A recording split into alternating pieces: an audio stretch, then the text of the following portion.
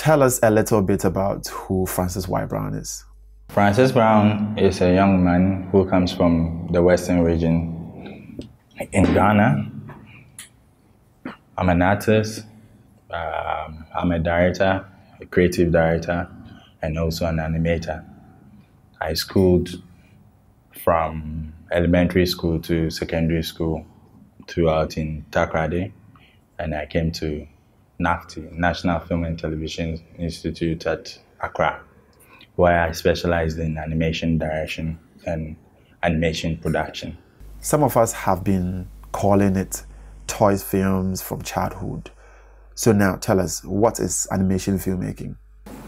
Animation filmmaking is basically a creative medium that artistic people, if I say artistic people, people who can draw and people who can use their imagination to create things from scratch, create characters, objects, and other things that tell stories on screen.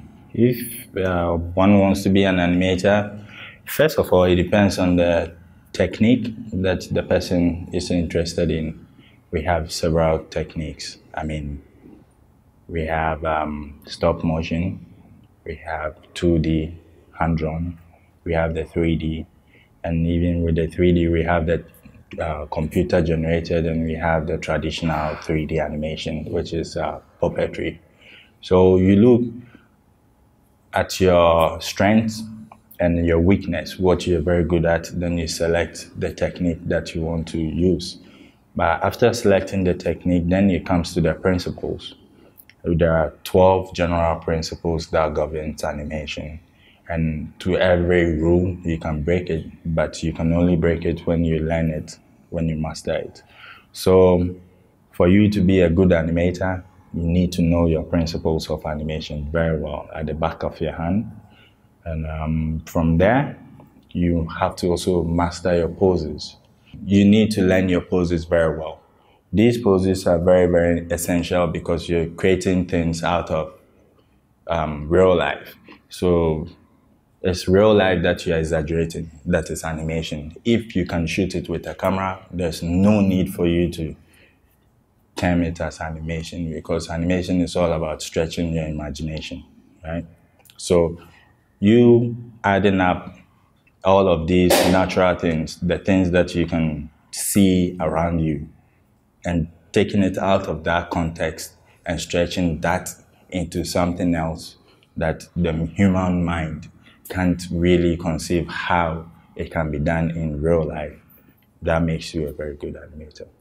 What is the potential of animation filmmaking in the African cinema, and specifically Ghana? Well, so right now I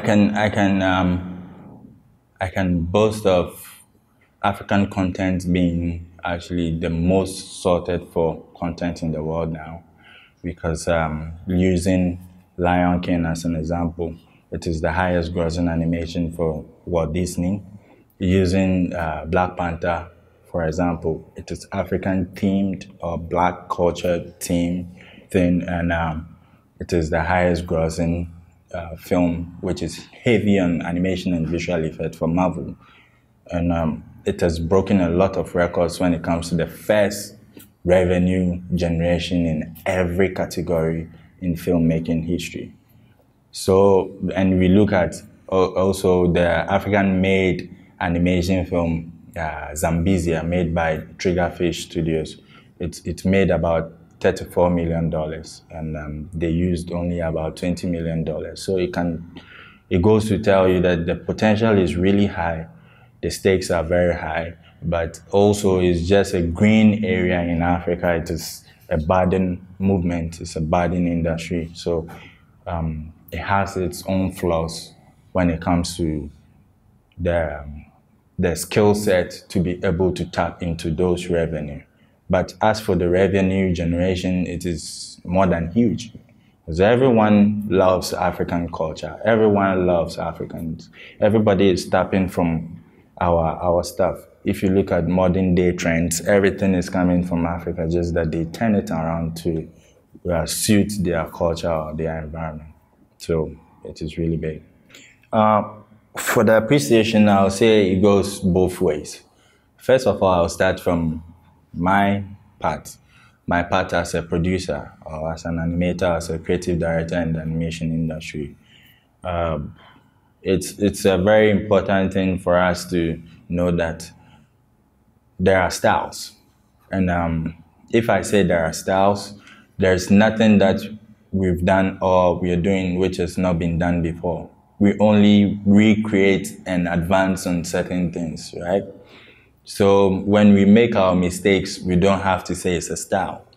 Because there's a lot of times that a lot of people are making all sorts of mistakes and they run to the notion that this is my style. We have good works and we have bad works, and we need to strive hard to get and achieve the right things with our techniques and principles. That's why there is actually something called techniques of animation. And when it comes to the appreciation by the audience, I mean, we need to also start thinking of animation as something bigger than toys film. Because growing up, they say Coleco or toys film. And once they say that, then they are just pointing at the kids. Yes, even with the kids, we don't have much content for them to enjoy or for them to learn and entertain themselves with. But animation goes way beyond that. I'm sure a lot of people run to the cinemas to see Marvel films, right? And DC Comics, their films, their latest release, the Spider-Mans and all that. These are highly animated movies and visual effects films. But the moment animation drops on the board, I mean, people don't even understand what animation is. So they call it either cartoons or they will mistake an illustration for animation. So I think the education also needs to be there like that for people. So art institutions and all that, the visual art departments in our secondary schools, the teachers need to also step up their game by teaching their kids what they can be beyond drawing on boards or creating graffitis or graphic design. Animation is a very huge industry. If I say huge, it's not even a billion industry now, it's a trillion industry for people to enter.